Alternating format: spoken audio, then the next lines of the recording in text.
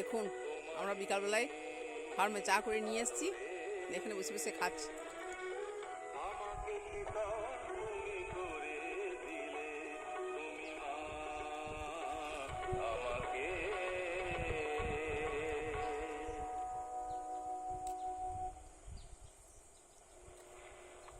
পরের গানটির অনুরোধ পাঠিয়েছেন শ্রোতা বন্ধুরা গণেশ গোস্বামী এবং সোনালী গোস্বামী। এখানে চা করে নিয়ে এসেছি, নিয়ে এসে খাচ্ছি। আর রেডিওতে অনুরোধের আসর শুনছি।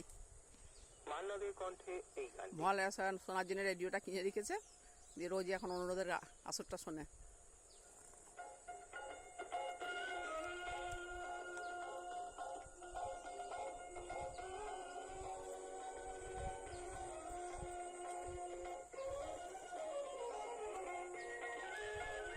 বেগুন গাছ থেকে দুটো বেগুন তুললাম, দুটো দুটো করে তুলে নিয়ে যায়। রোজ তো সম্ভব হয় না, যখন যখন আসি মাঝে মাঝে দুটো করে নিয়ে যায়।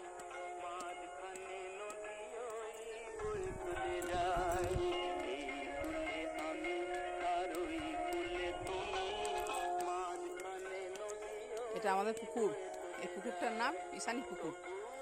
আমার ঠাকুমা শাশুড়ির নাম অনুসারে পুকুরটার নাম রাখা হয়েছিল।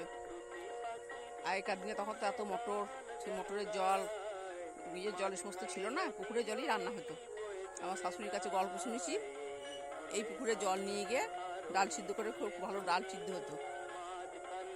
গল্পগুলো শুনতে খুব ভালোই লাগে।